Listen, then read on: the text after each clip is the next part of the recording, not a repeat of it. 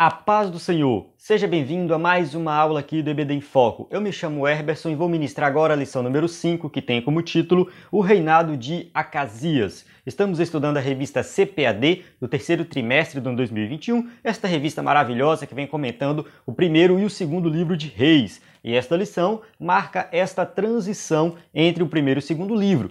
Nós estudamos nas lições anteriores, nas duas últimas lições, sobre Acabe, o rei Acabe, falamos do profeta Elias e vamos continuar falando de Elias nesta e na próxima lição. Então são 4 lições dedicadas aí ao profeta Elias, mostrando este contexto geral do livro de Reis, falando de alguns reis de Israel. No caso aqui, a gente falou de Acabe e agora Acasias, filho de Acabe. Como o reinado de Acasias foi muito pequeno, foi muito curto, somente 2 anos, a gente vê também que logo no início ele caiu e se machucou e não ficou já na cama, enfim. Então a gente não tem muitos detalhes, né, assim, não tem muita coisa, muita informação. O seu reinado não foi nada assim pomposo, e enfim, a gente não tem, a gente só tem um capítulo basicamente falando deste rei, tá? E já dá para perceber que ele não foi um bom rei, tá? Que ele seguiu ali, no caso, a idolatria dos seus pais, no caso Acabe e Jezabel, e também ele não deixou filhos. Então, assim, o Acasias, nesse caso Acasias de Israel, do Reino do Norte, porque tem também um Acasias de Judá, tá? Mas esse aí é outro rei, então a gente não pode confundir. A gente está estudando esse Acasias, que é o Acasias do Reino do Norte. Então, esse rei, ele realmente não deixou nada de bom, mas a gente vê aqui algumas coisas que uma atitude, uma ação dele, foi algo muito ruim, pecaminoso, que ele foi confrontado com o profeta, tá? O profeta Elias confrontou este rei. A gente sabe que Elias não tinha isso de que pelo fato de ser rei, então eu não vou entregar uma palavra dura. Elias não tinha isso, ele entregava o que Deus mandava, não importava quem fosse o rei, quem fosse a pessoa. Então, nesse caso, ele entrega essa palavra para Acasias, que estava ali, né, na idolatria, continuava na idolatria de seus pais. Então vamos lá, né? Você que está acompanhando aí as lições no EBD em Foco, na sua igreja, ou quem sabe até mesmo em outros canais do YouTube, já entendeu, já sabe esse contexto, tá? Já está entendendo o contexto geral, e eu recomendo você, né, caso você não estudou as lições anteriores, tá? É bom dar uma estudada, tá? Para você entender o contexto. Se você chegar direto na lição 5, né, fica um pouco ruim. Então dê uma estudada nesse contexto. No EBD em Foco a gente tem as aulas anteriores lá no site do EBD em Foco, no canal do YouTube do EBD em Foco também temos as aulas anteriores. No EBD em Foco a gente tem também slides em PowerPoint, a aula em áudio, tem um PDF, tem curso básico de teologia, sermões e estudos em PDF. Então a gente tem muito conteúdo lá no site. Acesse lá ebdemfoco.com, tá? Que você vai encontrar o conteúdo completo. Este vídeo é o vídeo de destaque da lição, onde eu destaco alguns pontos. E nestas lições, os vídeos de destaque que eu estou gravando, eu estou focando um pouco mais na passagem bíblica em si. Tá? Eu estou focando na passagem, eu olho para o texto bíblico e ministro esta aula de destaque de forma diferente. Então, a gente tem um vídeo que foi gravado baseado 100% na revista, passando por cada tópico e subtópico, lendo tudo que está na revista, explicando. Este vídeo está postado no site do EBD em Foco e também no nosso canal do YouTube, foi compartilhado nas redes sociais. Você tem acesso a esse vídeo, que eu uso o slide e tudo mais, né? Então esse é o outro vídeo que foi postado no começo da semana. Este vídeo de destaque, ele não tem dia para ser postado. Nesse caso aqui, ele vai ser postado no sábado mesmo, antes da aula. Então, aqui você vai ver uma exposição voltada mais para o texto bíblico, destacando alguns pontos. Bem, vamos lá. Primeiro, tá? O texto fala de Acasias no primeiro livro de Reis. No finalzinho do primeiro livro de Reis, tá? A gente tem uma informação de Acasias. Acabe morre, tá? No caso, Acabe morreu, e ali Acasias começa a reinar, tá? No versículo 52, capítulo 22 do primeiro livro de Reis, vai citar que ele é filho de Acabe, começa a reinar, né? Reinou 2 anos sobre Israel, tá? E fez mal, né? Fez o que era mal aos olhos do Senhor, porque andou no caminho do seu pai, tá? Como também no caminho da sua mãe. Então, ele continuou adorando os outros deuses, tá? No caso, né, serviu a Baal, tá? Se inclinou diante dele. Então a idolatria continuava impregnada na vida do povo, no coração do rei e na nação como um todo. Não significa que todas as pessoas de Israel eram idólatras. Tinha sim ali alguns que não eram idólatras. Tem a passagem que Deus fala com Elias, que, né, ele ainda tem 7.000. Então, assim, Deus tem um número considerável, tá? Deus tem um número de pessoas, um número correto, um número perfeito, um número de pessoas que servem a ele. Então tem os corruptos, Deus vai usar Elias para combater a idolatria, a corrupção de forma geral na sociedade. Sim, Deus vai usar Elias, mas vale ressaltar que tinha muitas pessoas que serviam a Deus. Mas vamos lá, dentro da história aqui, no capítulo 1º do 2º livro de Reis, a gente tem algumas informações sobre Acasias. Primeiro fala de Moabe, que se revoltou contra Israel, então já foi um rei que começou ali com guerra, tá? Já foi guerreando. A gente não tem detalhes dessas guerras, mas já foi ali com guerra.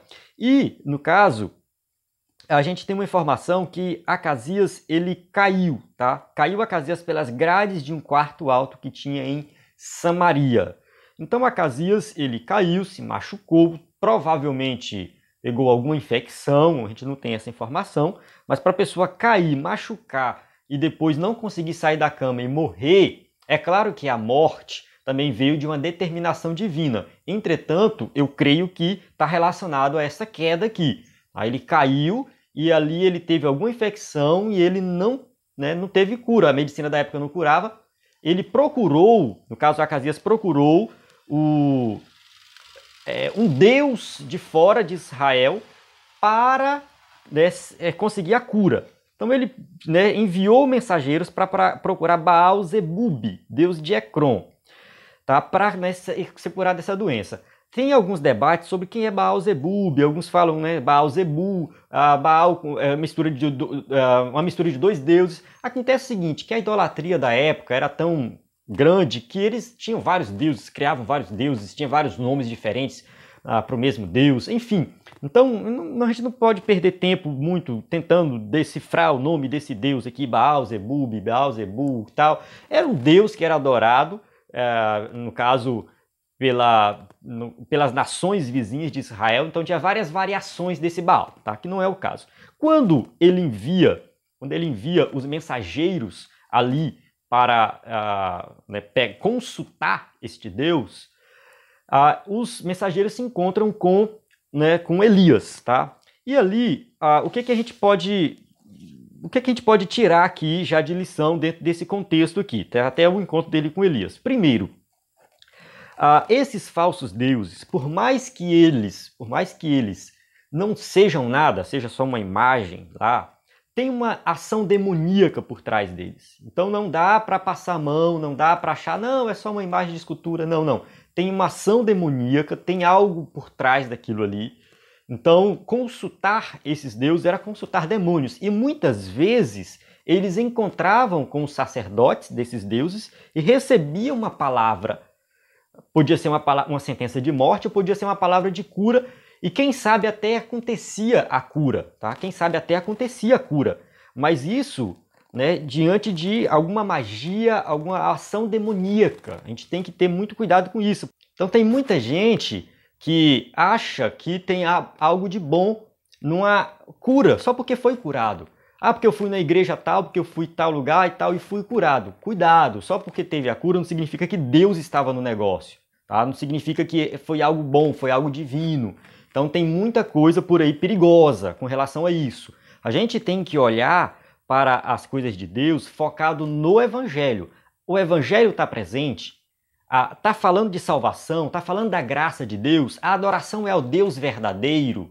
Isso tem que vir em primeiro lugar, não é a cura. O rei de Israel aqui, Acasias, na situação, ele estava preocupado com a cura. Ele não estava preocupado em adorar a Deus e servir o verdadeiro Deus. Então a gente tem que, primeiro, se preocupar em adorar o verdadeiro Deus. Se ele quiser curar, tudo bem. Mas se ele não curar, tudo bem também. O importante é nós adorarmos o verdadeiro Deus. Isso é algo que a gente tem que deixar bem claro, tá? Outra coisa é, quando nós estamos com um problema muito sério de doença, de dificuldade financeira, geralmente nós temos essa tendência de procurar qualquer solução. Qualquer solução serve. Não é assim. Tá? Acasias, ele que resolveu procurar qualquer solução. Talvez ele procurou a solução de Baal dentro do contexto da adoração que ele praticava ali a Baal. E não conseguiu uma resposta, enviou a esse outro Baal, Baal-Zebub. E se em Baal-Zebub ele não conseguisse uma resposta, ele ia enviar mensageiros para outro Deus. Ele ia ficar procurando todo tipo de solução, porque o foco dele não era adorar um Deus especificamente, mas é adorar a si mesmo, algo egoísta, algo, né, que quer conseguir algo para si. Tá? A gente tem que ter muito cuidado também, né, dessa questão de buscar a Deus só quando passamos por problemas, só quando passamos por dificuldades, só quando passamos por alguma doença. Tá? A gente tem que ter muito cuidado com isso, porque isso acaba sendo também um tipo de idolatria, porque a gente não está buscando a Deus pelo fato dele ser Deus, a gente está buscando a Deus para satisfazer o nosso próprio ego. Então, nesse caso, Acasias buscou um outro Deus, mas se ele estivesse buscando o Deus de Israel somente para satisfazer o próprio ego, também estaria errado. Tá? Apesar de a gente não ter isso explícito no texto, tá? Mas a gente vê que isso acontece, tá? Isso acontece muitas vezes. Quando os mensageiros se encontram ali com Elias, porque Elias, na verdade, interfere, né? O anjo do Senhor manda Elias falar com eles, e ali Elias fala com eles o seguinte: por acaso não há Deus em Israel? Será que não tem um Deus para vocês adorarem em Israel, para buscar, para consultar? Então, o rei, ele era a autoridade máxima, entretanto, ele consultava o profeta para tomar algum tipo de decisão. Que fosse numa guerra, que fosse numa doença, que fosse qualquer coisa, o profeta estava lá para ser consultado. A gente tem o exemplo de Davi, de Saul, que consultava os profetas. Enfim, a gente tem vários exemplos bíblicos, não quero entrar muito em detalhes aqui por causa do tempo. Então a gente tem essa questão do rei consultar um profeta. Não é que ele está deixando a sua autoridade de rei, mas é que ele está reconhecendo que aquele profeta é uma pessoa enviada por Deus para direcionar nas suas decisões. Então, aqui a gente vê que os mensageiros voltam, dão o recado para ele, tá? Ele pergunta sobre esse homem, dão detalhes da vestimenta dele, e ali ele já identifica que é Elias. A gente não pode usar essa passagem para dizer que o crente tem que se vestir diferente. Olha só, Elias vestia diferente, tá? Pelo fato de Elias, né, o rei identificou Elias pela vestimenta dele, então as pessoas têm que identificar o crente pela vestimenta dele. Não é esse o objetivo, não existe esse tipo de aplicação aqui. Simplesmente ele deu detalhes da vestimenta de Elias, tá? A vestimenta dele é essa. O rei reconheceu porque o rei já tinha visto Elias antes, conhecia Elias, já sabia que ele se vestia daquela forma porque ele era uma pessoa que não tinha onde ficar, andava para um lado e para o outro, andava no sol quente, então ele tinha uma roupa diferente. É só nesse sentido, tá? Não tem nenhuma aplicação aqui espiritual da roupa de Elias. Eu particularmente não vejo isso. Tá? O que vem aqui é que o rei manda soldados para prender Elias. O texto não diz exatamente para prender, mas dá a entender isso. A entender que ele vai manda 50, né, o capitão e 50 homens para ir até Elias e trazer Elias preso. A gente não sabe qual era a intenção do rei. Talvez ele queria colocar Elias no calabouço, queria matar Elias, queria maltratar Elias, não sei qual era a ideia de Acasias aqui. Entretanto, a gente observa que era algo muito ruim, porque Deus manda fogo, tá? Deus manda fogo e mata aqueles homens. O fogo na Bíblia traz a ideia de juízo, conotação de juízo divino. Então está ali um povo corrupto, idólatra, querendo prender o homem de Deus. Então Deus já tinha alertado a nação, Deus já tinha alertado Acasias, e não foi de forma inocente que eles foram mortos pelo fogo. Eles já sabiam, eles já tinham essa informação.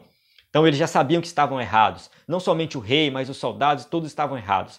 Tá? Na terceira vez, né, o capitão lá, ele pede clemência, né? Então, o texto bíblico diz aqui, né, vamos lá aqui, ele fala assim: eis que fogo do céu consumiu aqueles 2 primeiros capitães de 50 com seus 50, porém agora seja preciosa a teus olhos minha vida. Então ele pede clemência, pede misericórdia. Não sei se ele não morreu por causa disso, eu acredito que sim, mas de certa forma, né, ele chegou com humildade. Eu não sei se ele também era uma pessoa que servia a Deus, esse capitão, podia ser, né?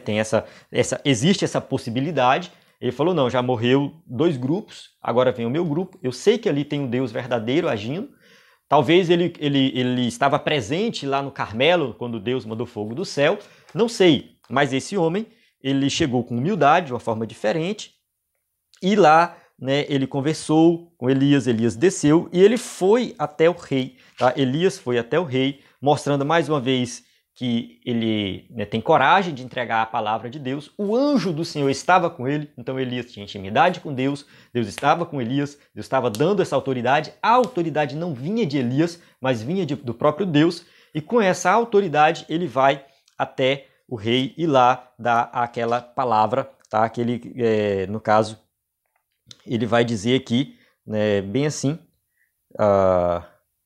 e disse, assim diz o Senhor, por que enviaste mensageiros consultar Baal-Zebub, Deus de Ecrom? Porventura, é porque não há Deus em Israel para consultar a sua palavra? Portanto, desta cama que subiste, não descerás, mas certamente morrerás. Tá? E assim, pois, morreu conforme a palavra do Senhor. Então, uma palavra dura, uma palavra pesada, mas ali estava, né, um homem sendo usado por Deus. Tá? Então, Elias, ele obedeceu a Deus, ele obedeceu à voz de Deus. No Novo Testamento, a gente tem algo, não vou dizer paralelo ou parecido, mas vai nesse rumo, Atos 5, 29, né, que a gente tem ali Pedro e os apóstolos pregando, e a liderança religiosa da época prendeu eles, proibiu eles de pregar sobre Jesus, pregar sobre o Evangelho, e ali eles foram tirados da cadeia de forma milagrosa. Só dá uma lida em Atos 5, do 17 ao 32. Tá? E em Atos 5, 29, Pedro fala porque importa mais obedecer a Deus do que aos homens. Então a gente observa que em algumas situações, tá, a gente vai desobedecer às leis humanas. A gente tem que obedecer às leis humanas? Sim, nós temos que obedecer às leis humanas. Nós estamos dentro desse sistema humano, a gente tem que obedecer. Mas tem situações em que as leis humanas, elas vão bater de frente com a lei divina, com a lei de Deus. Tem situações que os líderes humanos, sejam eles líderes políticos ou líderes religiosos, que era o caso, né, no caso do Antigo Testamento aqui de Acasias, um líder político que estava querendo prender ali Elias, e Elias desobedece este líder político. No caso dos apóstolos, em Atos 5, eram líderes religiosos, e os apóstolos, no caso ali, né, desobedecem a esta liderança religiosa. Tá? Que também tinha um certo poder político, podemos dizer assim.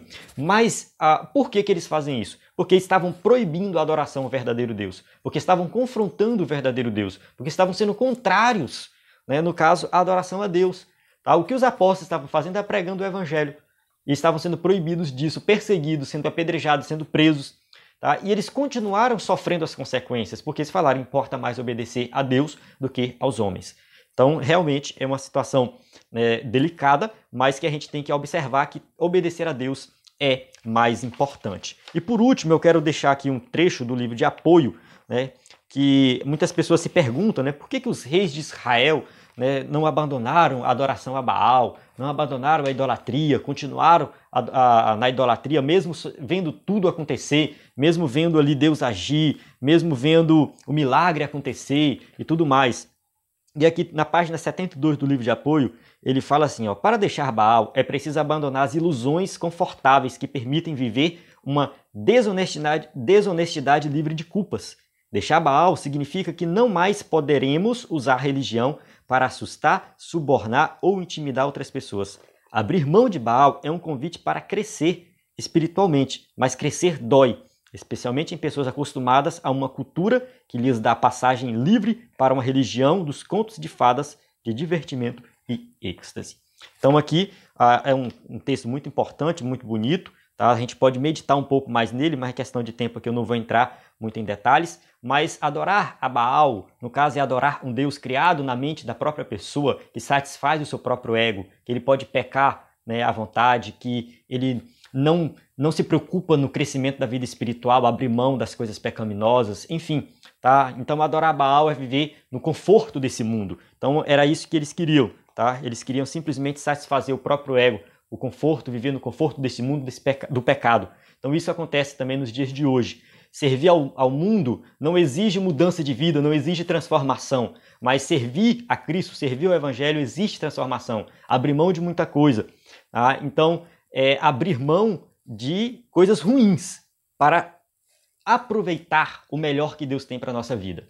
Tá? Então, a gente tem que abandonar os ídolos e servir a Deus. Por mais que isso seja complicado, que seja difícil, por mais que seja, assim, doído, mas é isso que a gente tem que fazer. Elias servia a Deus, né? Sofreu muito com isso, sofreu porque ele sofreu perseguição, mas ele sabia que estava fazendo da forma correta. E ele foi muito abençoado. Elias foi uma pessoa que realmente viveu a plenitude de estar na presença de Deus. Isso era mais importante para ele. Tá? O cristão tem que pensar nisso. Tá? O que você tem que fazer para você viver realmente na plenitude da presença de Deus? Amém? Então, vou encerrar aqui esse vídeo. Espero que você tenha compreendido. Qualquer dúvida é só deixar o seu comentário. Estamos aqui para ajudar da melhor maneira possível. A paz do Senhor. Até a próxima aula.